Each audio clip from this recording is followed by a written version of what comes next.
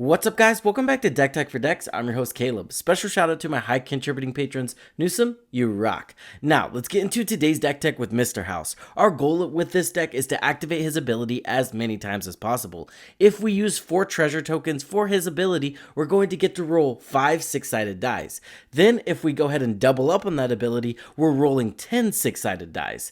Now, all we have to do is untap him on each of our opponent's turns, and we can roll a total of 40 dice per rotation. That's just going to get us there. Not only is that going to get us a massive board state, but it's going to generate a ton of treasure tokens. So we're going to double up on treasure tokens. We're going to try to generate as many treasure tokens as possible. And at the end of the day, we're going to overwhelm our opponents with a giant board of robots. So if that sounds like a deck tech you want to get into, let's get into it. Right after we thank today's video sponsors, Into the AM. Guys, I'm obsessed with these shirts. They have incredibly vibrant tees with a lot of very cool graphics. They fit perfectly. Guys, I'm honestly obsessed with the fit. They taper at the sleeves. Like I said, they just fit like a glove and they're extremely comfortable. You can't feel the graphic on the inside of the shirt and the shirt's just super soft. I know I gush about these shirts, guys, but honestly, it's because I love the product. So if you guys want to upgrade your wardrobe with some super comfy tees that look amazing, you can use code DECKTECH at checkout or click the link in the description down below to get 10% off your purchase. The first thing we want to do on this deck is double up. So Mondrak and Anointed Procession are just going to double up on all of the tokens we are creating, whether they be treasures or robots. Battle Mage's Bracers and Illusionist Bracers are going to copy our commander's activated ability. Notably, the values for the copy will stay the same as whatever you activated it for. So if you sacrifice 4 treasure tokens and you get to roll 5 dice, the copy will go ahead and do the same, netting you 10 die rolls. Delny seems super solid as well, doubling up on our commander's triggered ability. Helm of the Host, getting more of our commander is going to be insane. Not only will this give us more options and more opportunities to go ahead and activate his ability, rolling more dice, but additionally, it's going to give us double the value, triple the value, quadruple the value, depending how late you make it in the game. Sting the Glinting Dagger, Drum Bellower, and Unwinding Clock can make it to where we can get 4 activations of our commander per rotation, netting us a ton of treasure tokens and a massive board state. If our plan is to activate our commander this much, we're going to need a ton of treasure tokens. Professional Facebreaker and Grim Hireling are perfect for this. Additionally, we can use our treasure tokens for removal or card advantage this way as well. Black Market Connections is really good in the early game, drawing us into our key pieces and getting us treasure tokens for those first activations. Pitiless Plunderer and Jan Jansen can give us a ton of treasure tokens since we will be sacrificing a lot of creatures. Zorn is going to be solid, just doubling up on all of our treasures whenever we create one single treasure. Goldspan Dragon is just going to double the value of our treasures. Smothering Tithe nets us a ton of treasures. I don't think I have to tell you that. We have Academy Manufacturer. This doesn't really net us more treasures, but it does net us card advantage and more sack fodder for the other portion of the deck. Mastermind Plum, again, not exactly treasure tokens, but this does turn our treasure tokens into massive card advantage. Seer of Stolen Sight, this is also another one that just gives us value whenever we're just sacrificing treasure tokens. Getting those dead cards off the top of our library is going to be very useful. Crime Novelist, now again we're getting double value off of our treasure tokens while making a massive creature. We definitely do want more ways to roll dice. Chaos Dragon is perfect, just roll a d20 every turn on your combat, and additionally you hit someone in the face for 4. Iron Mastiff is one of the best cards in the deck. The fact that you can roll 3 d20s a turn and this guy can just start hitting people in the face ends up mattering. Maddening Hex, now put this on the counterspell player or the storm deck and you're going to be extremely happy. You're going to deal a ton of damage to them and net a massive board state at the same time. Vexing Puzzle Box and Component Pouch just give us some solid value while netting us a d20 each turn. Notably, these cards go insane with an Unwinding Clock. Wand of Wonders just gives us free value while we get to roll a d20 every turn, right?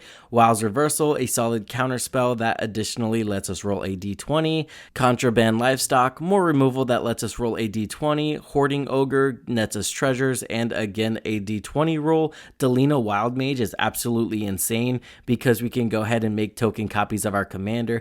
If we have multiple triggers on attack or combat or multiple d20 rolls, such as a vexing puzzle box, you're definitely going to want to resolve Delina Wild Mage first. That way we can generate extra copies of our commanders, netting us more triggers off of our die rolls. Ancient Copper Dragon is just going to net us a ton of treasure tokens, and again we get that 1d20 roll per turn. Barbarian class and WoW are just going to let us roll additional dice. The more dice we can roll, the happier we are. Moving on to the core of the deck, we have Alabu. This one's really good in the deck because you get haste, which can be very important when we just go off and create a massive army out of nowhere. Additionally, this thing can just deal a ton of damage to whatever we want. Someone's face, a creature, you name it. Marionette Master can flat win us the game. If we get a big enough board state, we just start sacking it and dealing a lot of damage. Illustrious Wanderglyph, this card's amazing because it just cares about artifact creatures, so all of those creatures are going to get +2/+2, and then additionally the gnome army we create off this guy is going to be very impactful. Steel Overseer is another card that goes extremely hard with Unwinding Clock, especially if we have a little bit of a board state, and if not, it just buffs us very slowly, but it can be very impactful. Commissar Severine Rain. Now, this girl's amazing. Not only does it deal a little bit of damage to our opponents when we attack them with a massive board state, but additionally, we can get some solid card advantage off of it. Krark Clan Ironworks is our sack outlet of choice, just so we can go ahead and trigger our Marionette Master while generating some solid mana. Moving on to card advantage, we have Troubles and Pairs. I'm excited about this card because you're probably going to draw 2 cards per rotation off of this, and it's white, so it's going to be extremely powerful. Treacherous Greed and Deadly Dispute, just solid ways we can sacrifice our robots to get some good card advantage. Lasheel allows us to attack into our opponents very easily while getting us card advantage. Wheel of Misfortune and Reforge the Soul just to refill our entire hand. Valakut Awakening can filter through our hand, and then we have the One Ring. If we're on something like Unwinding Clock, the One Ring is just going to be stupid value in this deck. I know it's a busted card, but if green players get Seedborn Muse, Mardu gets the One Ring. Moving on to removal, we kept it super simple with Disenchant, Swords to Plowshare, Get Lost, and then we have Anguished Unmaking and Generous Gift as our more flexible pieces. Organic Extinction and Their Name is Death are just going to be amazing one-sided board wipes. Now let's get into that playtest. Scroll down, let's see what we got. Opening hand, Signet. Yeah, this is good. This is good. We got all of our colors. We've got ramp. We're going to be good. Draw into a Grim Hireling. You'll love to see it. We can make our Mastiff bigger, which half of the problem with the Mastiff is not that he's bad or anything. It's just like a 4/4 is easy to block in today's age, you know?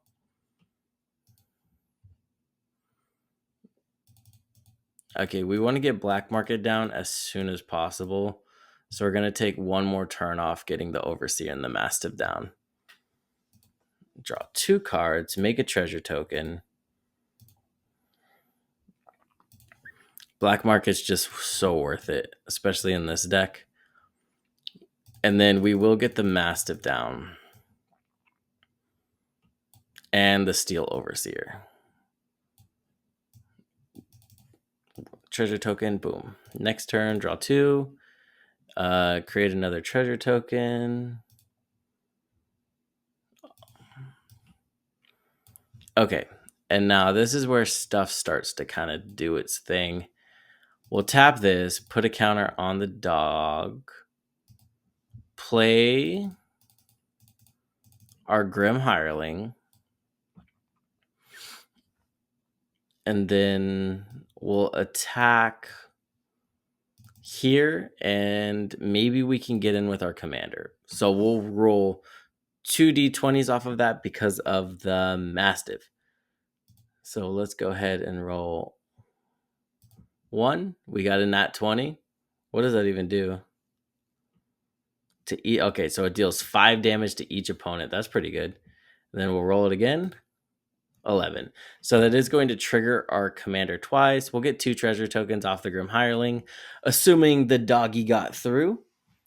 And we're also going to create a treasure token off of our commander. So let's go ahead and add a counter. That'll be 4 treasure tokens, and then we will net one of those robots, which again, we're probably just going to use the gnomes. Cool. And with that, I think we just pass the turn. Whenever an artifact you control. Okay, cool. Next turn. Ooh, illustrious Wanderglyph. With the Steel Overseer, we have options.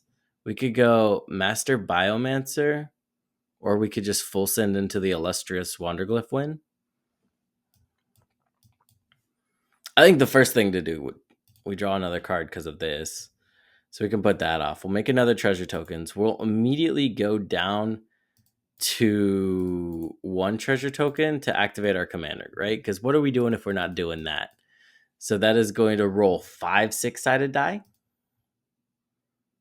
Boom. We got a 4. We got a 4 and a 5. And 1 more. And we got a 1. So that's going to be 2. Okay, so I think we generated 3 there. And then we can activate our Steel Overseer and make them 4/4s. And then the Mastiff will become a 6/6. All right. Everything's looking decent.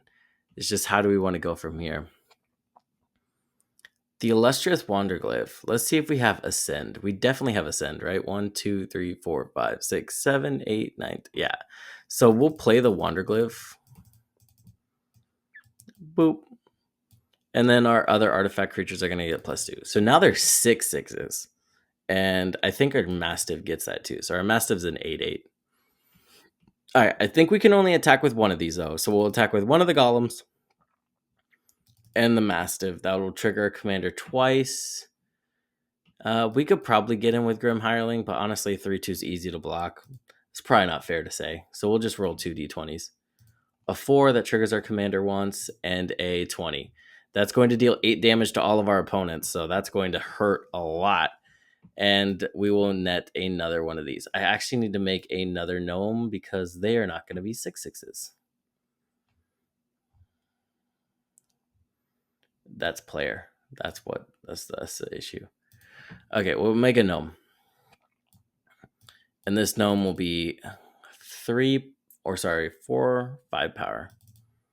So 5 power, and then we're going to go around the table.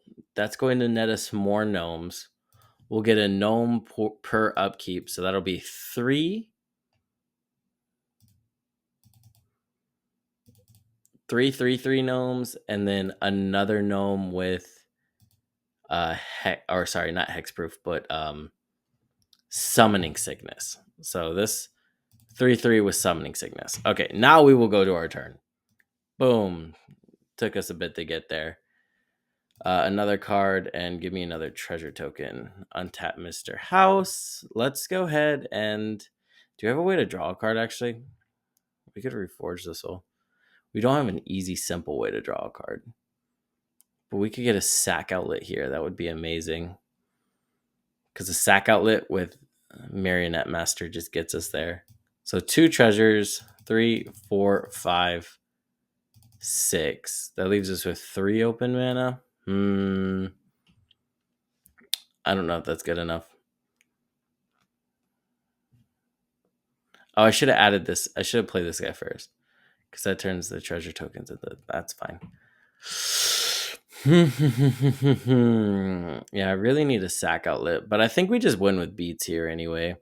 Because we tap this guy gets a counter, this guy gets a counter, these guys get a counter, and the Mastiff gets a counter.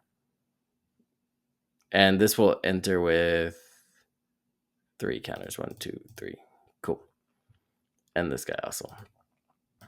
So we can ensure right here that we attack every single opponent because of how, everything is.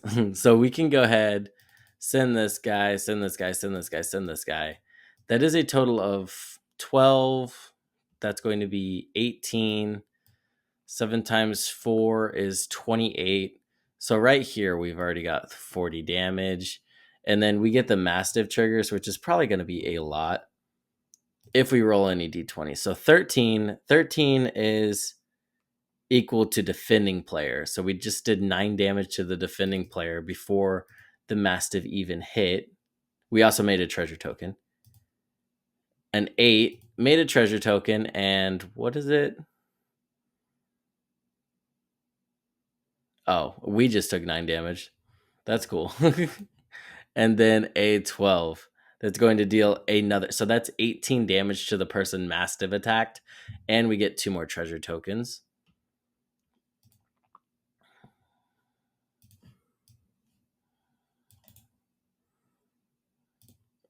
Boom. 2 more treasure tokens, which again, Marionette Master, whenever an artifact is put into a graveyard from the battlefield, target opponent loses life equal to Marionette Master's power.